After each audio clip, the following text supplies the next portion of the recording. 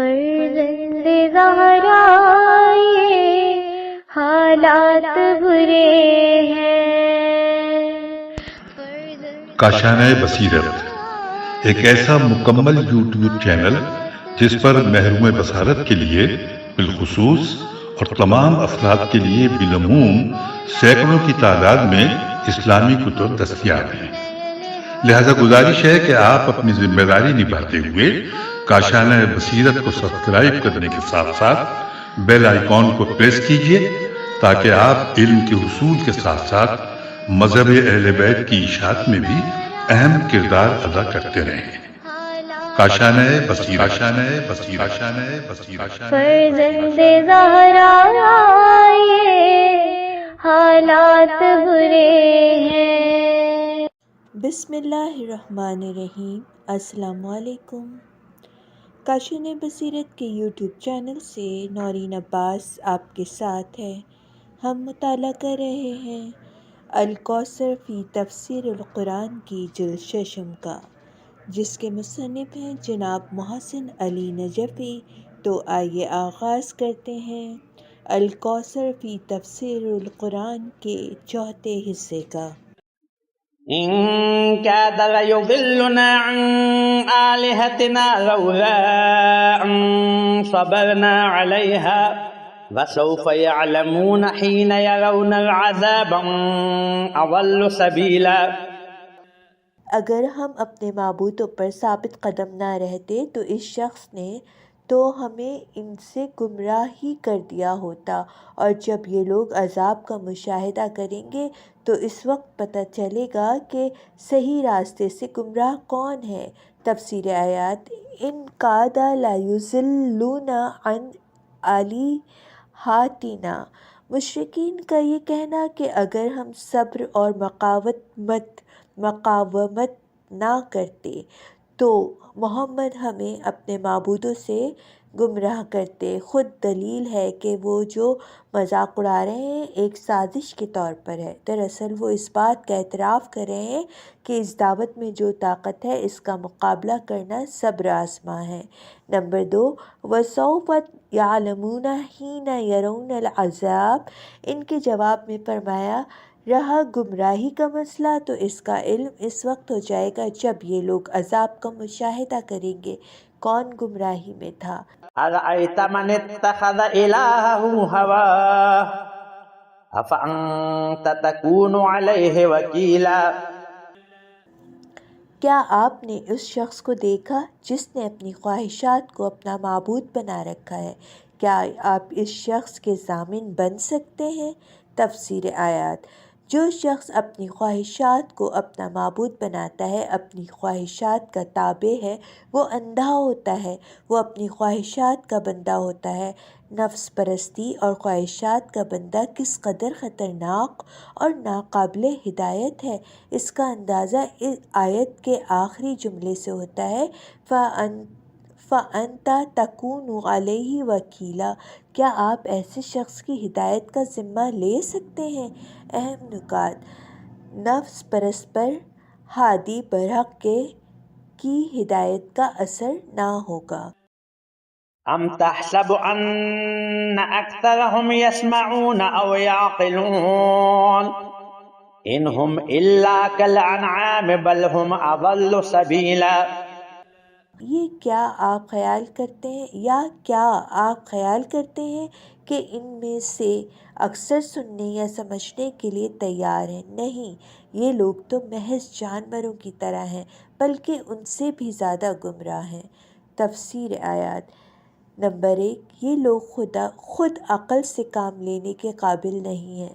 خود عقل نہیں رکھتے تو کسی عاقل سے حرف حق سننے کے بھی قابل نہیں ہیں۔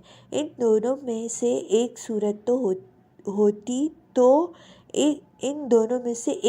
ہوتی تو ان کا راہ راست پر آنا ممکن تھا۔ نمبر 2، انہم الا کالانعام۔ مذکورہ دونوں صلاحیتوں سے عاری یہ لوگ چوپاؤں کی طرح ہیں، نہ خود عقل رکھتے ہیں نہ کسی سے سننے کی صلاحیت رکھتے ہیں۔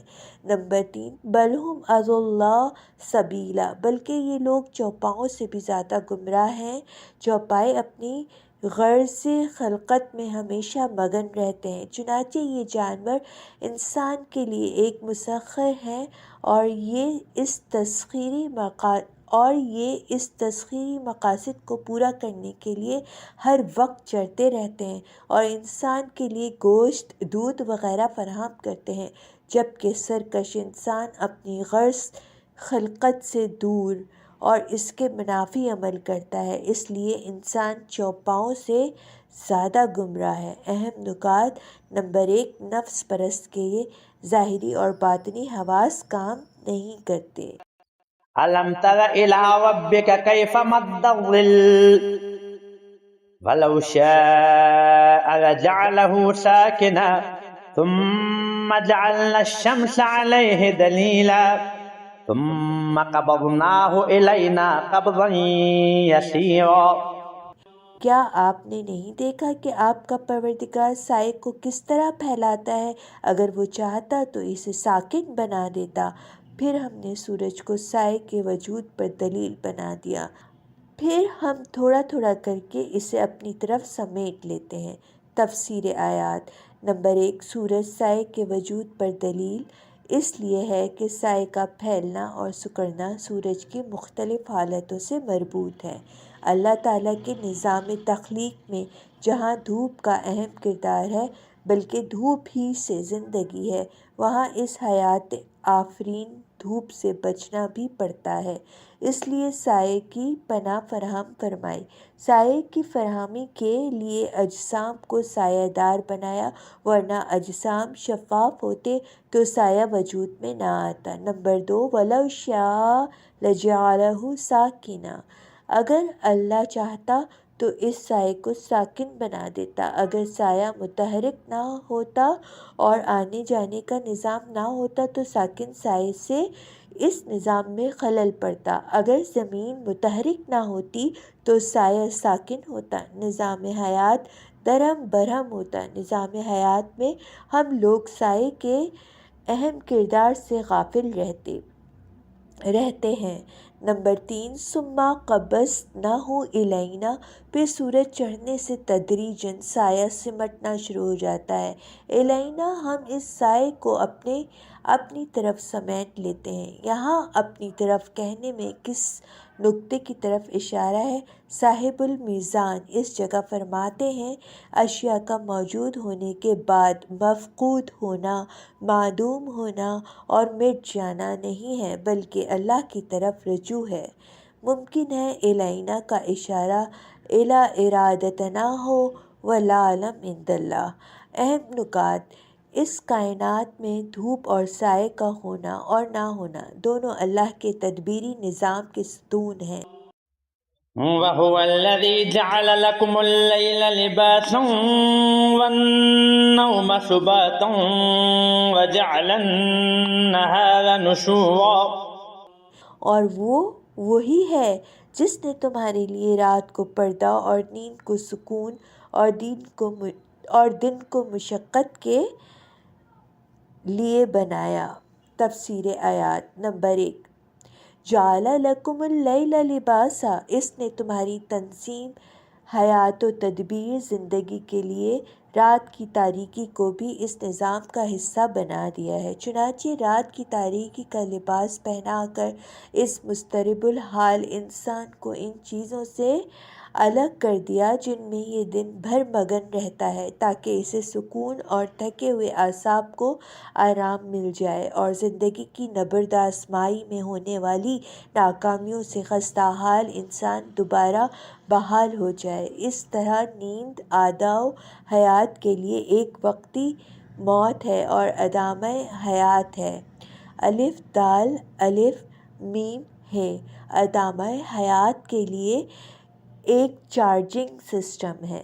نمبر 2، وَجَعَلَ النَّهَارَ نُشُورًا، دن کو اس تدبیری نظام میں خود حیات کا درجہ حاصل ہے، چنانچہ دن کو نشورہ سے تعبیر فرمایا۔ نشورہ منتشر ہونا، پھیلنا، دوڑ دھوپ کرنا کے معنوں میں ہے اور نشر حیات اور زندگی کے معنوں میں بھی ہے۔ ثُمَّ إِذَا شَاءَ أَنشَرَهُ، پھر جب اللہ چاہے گا اسے اٹھا لے گا۔ اہم نکات: لیل نوم نہار تدبیر حیات کے 3 ستون۔ وهو الذي أرسل الرياح بشرا بين يدي رحمته وأنزلنا من السماء ماء طهورا۔ اور وہی تو ہے جو ہواؤں کو خوشخبری کے طور پر اپنی رحمت کے آگے آگے بھیجتا ہے، اور ہم نے آسمان سے پاک کرنے والا پانی برسایا۔ تفسیر آیات۔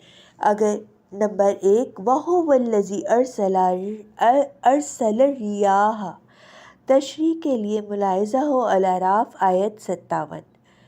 نمبر 2 ماءً طہورا پانی بذات خود پاک ہے اور پاک کنندہ ہے، فعول کے وزن پر مبالغہ ہے، یعنی پانی پاک کرتا ہے، نجاسات اور احداث کو، دوسرے لفظوں میں خبث اور حدث دونوں کو دور کرتا ہے۔ پانی سے دھونے سے نجس چیز پاک ہو جاتی ہے اور وضو اور غسل کرنے سے حدث ناپاکی دور ہو جاتی ہے۔ اہم نکات۔ نمبر 1 پانی جہاں مایہ حیات ہے وہاں ظاہری اور باطنی ناپاکی کو دور کرنے کا ذریعہ ہے۔ لنحيي به بلدة ميتا ونسقيه مما خلقنا أنعاما وأناسيا كثيرا، تاکہ ہم اس کے ذریعے مردہ دیس کو زندگی بخشیں اور اس سے اپنی مخلوقات میں سے بہت سے چوپاؤں اور انسانوں کو سیراب کریں۔ تفسیر آیات۔ بلدتن کے بعد میتن فرمایا، جبکہ میتن بلدتہ کی بے لام دال گول والی تے کی صفت ہونے کے اعتبار سے میتاتا یعنی میم یہ تے اور گول والی تے ہونا چاہیے تھا۔ اس کا جواب یہ دیا گیا ہے چونکہ بلدتن مکان اور موضوع کے معنی میں ہے الکشاف، بریکٹ میں الف لام کاف شین الف فے لکھا ہوا ہے۔ بارش سے غیر آباد اراضی آباد ہو جاتی ہے۔ کہتے ہیں بارش زمین کی روح ہے۔ چوپاؤں اور بہت سے انسانوں کو بھی اس بارش کے پانی سے سیراب کرتے ہیں۔ اناسیہ کثیرہ بہت سے انسانوں کو کیسے فرمایا جبکہ سب انسان پانی سے سیراب ہوتے ہیں؟ جواب یہ ہے انعام اور انسان دونوں ملا کر تعداد کثیر بنتی ہے، نیز ممکن ہے نسقیہ سقیہ کثیرہ ہو ورنہ کثیرین فرماتے ہیں۔ وَلَقَدْ صَرَّفْنَاهُ بَيْنَهُمْ لِيَذَّكَّرُوا فَأَبَى أَكْثَرُ النَّاسِ إِلَّا كُفُورًا۔ اور بتحقیق ہم نے اس پانی کو مختلف طریقوں سے ان کے درمیان پھرایا ہے تاکہ وہ نصیحت حاصل کریں، مگر اکثر لوگ انکار کے علاوہ کوئی بات قبول نہیں کرتے۔ تفسیر آیات۔ نمبر 1 صرفناہ ہم نے اس پانی کو ایک جگہ سے دوسری جگہ منتقل کیا ہے، یعنی ہم نے اس بات کو ان لوگوں کے درمیان گھمایا پھرایا تاکہ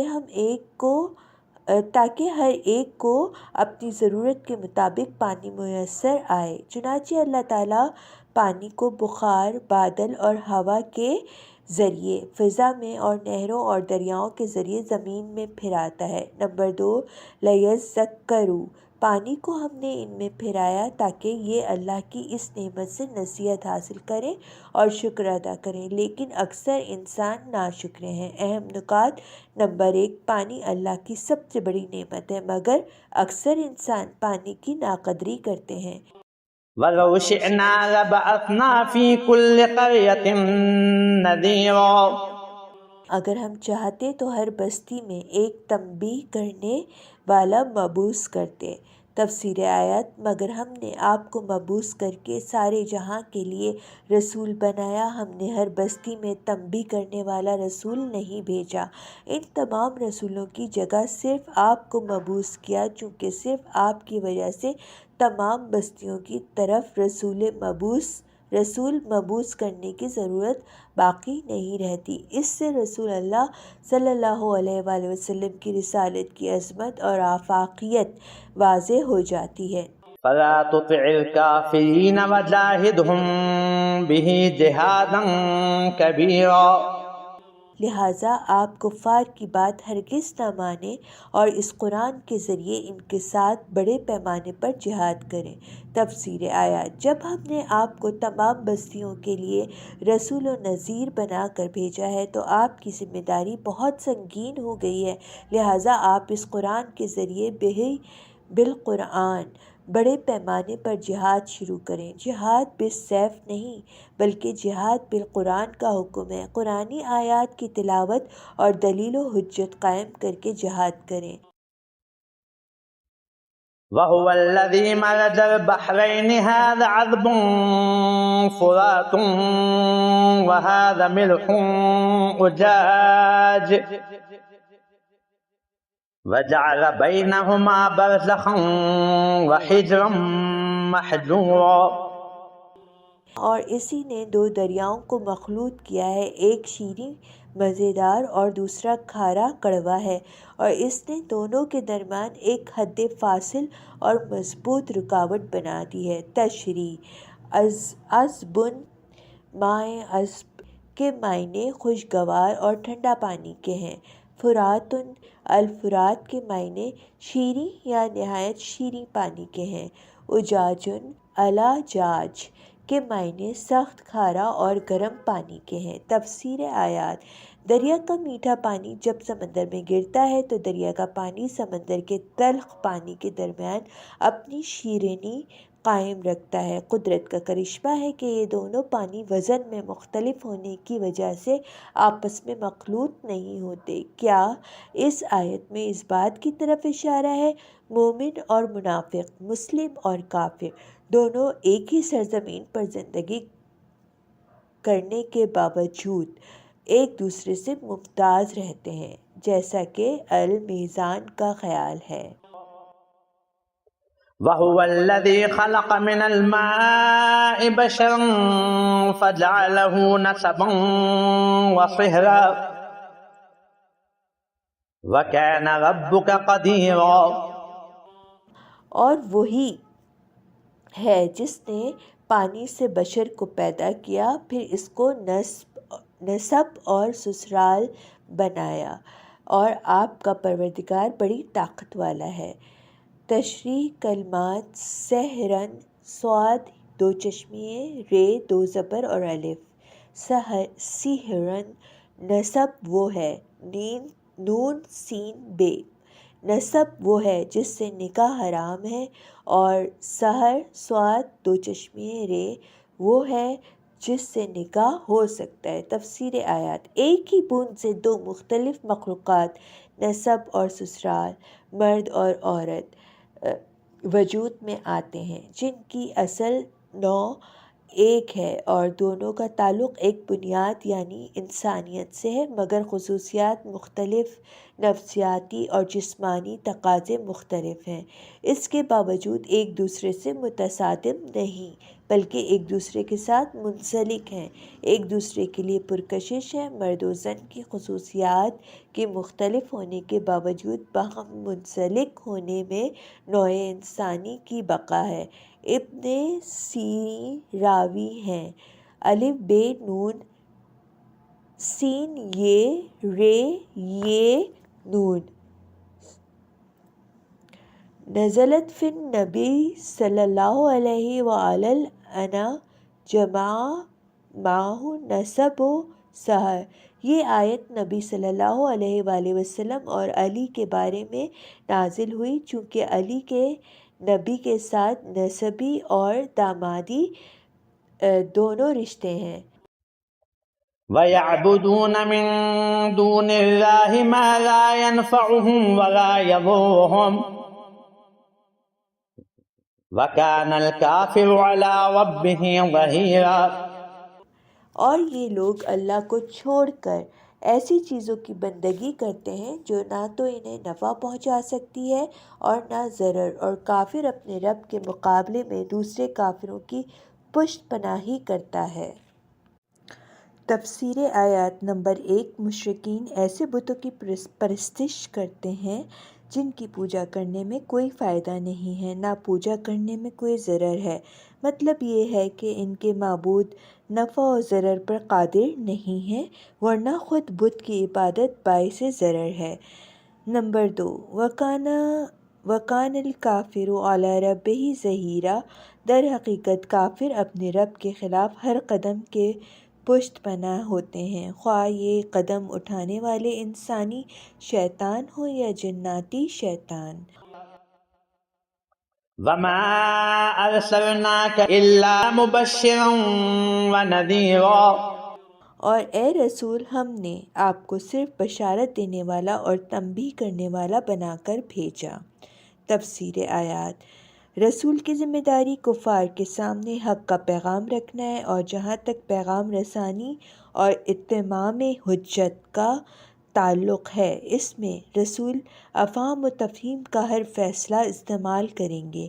اس سے آگے اس پیغام کو قبول کروانا رسول کی ذمہ داری نہیں ہے۔ البتہ اسلام قبول کرنے والوں پر رسول کو ولایت کا حق حاصل ہے۔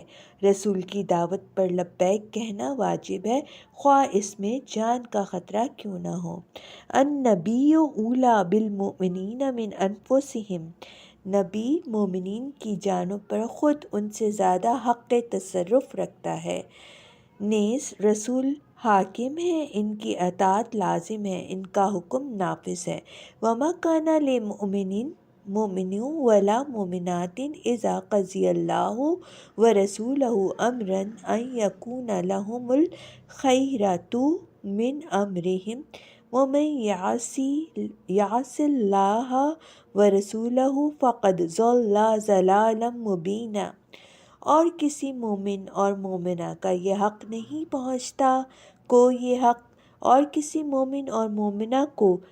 حق نہیں پہنچتا کہ جب اللہ اور اس کے رسول کسی معاملے میں فیصلہ کریں تو انہیں اپنے معاملے کا اختیار حاصل رہے، اور جس نے اللہ اور اس کے رسول کی نافرمانی کی وہ صریح گمراہی میں مبتلا ہو گیا۔ اہم نکات۔ نمبر 1۔ رسول منکرین کے لیے صرف نذیر ہیں، مومنین پر واجب الاطاعت حاکم ہیں۔ قُلْ مَا أَسْأَلُكُمْ عَلَيْهِ مِنْ أَجْرٍ إِلَّا مَنْ شَاءَ أَنْ يَتَّخِذَ إِلَى رَبِّهِ سَبِيلًا۔ کہہ دیجئے، اس کام پر میں تم سے کوئی اجرت نہیں مانگتا، مگر یہ چاہتا ہوں کہ جو شخص چاہے وہ اپنے رب کا راستہ اختیار کر لے۔ تفسیر آیات۔ تبلیغ رسالت پر میں تم سے اجرت نہیں مانگتا، بس میری اجرت یہ ہے کہ تم خود اپنی مختاری سے آزادانہ طور پر من شاء کی بنیاد پر اپنے رب کا راستہ اختیار کرو۔ اگر اجر مانگتا ہوں تو اپنے لیے نہیں بلکہ تمہارے لیے، تمہاری بھلائی اور تمہاری نجات میرا اجر رسالت ہے۔ واضح رہے، رب کا راستہ دکھانے والے ہادیان برحق قربا کی محبت بھی خود انسانوں کی بھلائی اور نجات کے لیے چاہتے ہیں۔ قُلْ مَا أَسْأَلْتُكُم مِّنْ أَجْرٍ فَهُوَ لَكُمْ۔ کہہ دیجئے، جو اجر رسالت میں نے تم سے مانگا ہے وہ خود تمہارے ہی لیے ہے۔ لہٰذا اس آیت کے مطابق رب کا راستہ اختیار کرنا، آیہ مودت کے مطابق رسول اللہ صلی اللہ علیہ وآلہ وسلم کے قرابت داروں سے محبت کرنا، وہ اجر رسالت ہے جو فَهُوَ لَكُمْ کے تحت تمہارے مفاد کا اجر ہے۔ رسول کی غرض بعثت پوری ہونے کی وجہ سے اجر کہا ہے، ورنہ یہ بات مومنین کے لیے اجر ہیں، یہ باتیں مومنین کے لیے اجر ہیں۔ اہم نکات۔ نمبر 1، رسول مومنین سے اجر نہیں، نجات کا ذریعہ اختیار کرنے کی خواہش کرتے ہیں۔ وتوکل علی الحی الذی لا يموت وسبح بحمده وکفی بہ بذنوب عباده خبیرا۔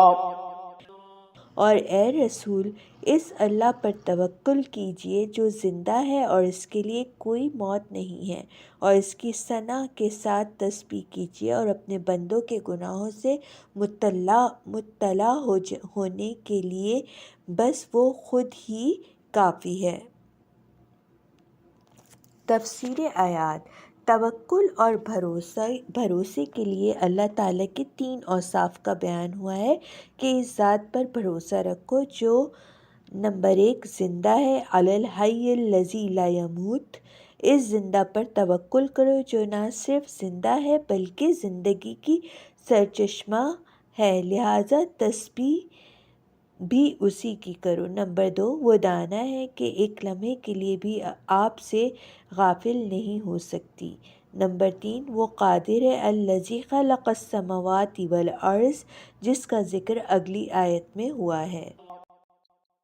الذي خلق السماوات والأرض وما بينهما في 6 أيام ثم استوى على العرش الرحمن فاسأل به خبيرا۔ جس نے آسمانوں اور زمین اور جو کچھ ان دونوں کے درمیان ہے سب کو 6 دنوں میں پیدا کیا، پھر عرش پر اقتدار قائم کیا اور نہایت رحم کرنے والا ہے، لہٰذا اس کے بارے میں کسی باخبر سے دریافت کرو۔ تفسیر آیات۔ نمبر 1 6 دنوں میں آسمانوں اور زمین کی خلقت، پھر عرش پر